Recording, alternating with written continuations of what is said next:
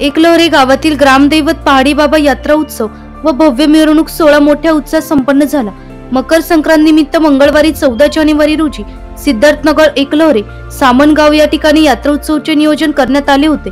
गेल्या 15 वर्षापासून एकलहरे ग्रामस्थ एकत्र येऊन पहाडी बाबा यात्रा उत्सव विविध कार्यक्रमांनी साजरा करीत आहेत। मान्यवरांच्या उपस्थितीत परिसरात भव्य अशी मिरवणूक काढण्यात आली। बुधवारी 15 जानेवारी रोजी दुपारी 5 वाजता योजित कुस्त्यांची दंगल पाहण्यासाठी नागरिकांनी मोठी गर्दी केली होती। समितीच्या वतीने विजयी पैलवानांना बक्षीस देण्यात आले। यात्रा उत्सवात हिंगणवेढे, गंगावडी, लाखलगाव, ओढा, माळसांगवी, शिलापूर, गंगापाडळी आदी भागातील भाविकांनी उपस्थित राहून पहाडी बाबाचे दर्शन घेऊन महाप्रसादाचा लाभ घेतला।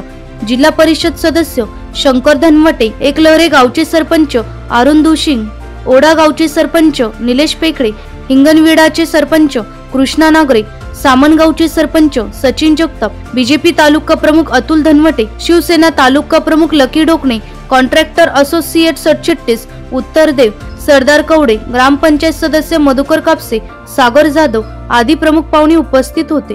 सुखदेव वार्डे आणि ग्रामस्थांच्या वतीने पहाडी बाबा यात्रा उत्सव आयोजित करण्यात आले होते। अध्यक्ष रमेश चव्हाण, कार्याध्यक्ष शांताराम कापसे, खजिनदार गणेश पस्टे, सरचिटणीस रामा शिंदे, उपाध्यक्ष संगीताबाई माळी आदींनी अनेक दिवसांपासून परिश्रम घेऊन यात्रा उत्सव उत्साहात पार पाडला।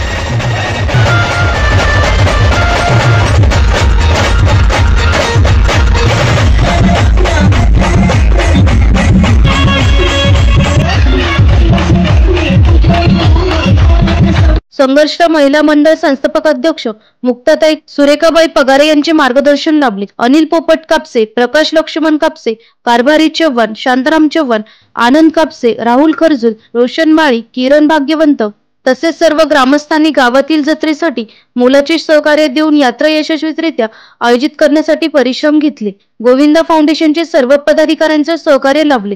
एकलहरे गावाचे ग्रामस्थ तसेच जिल्हाभरातून भाविकांनी उपस्थित राहून सर्व पालखी सोहळ्याचा आनंद घेतला।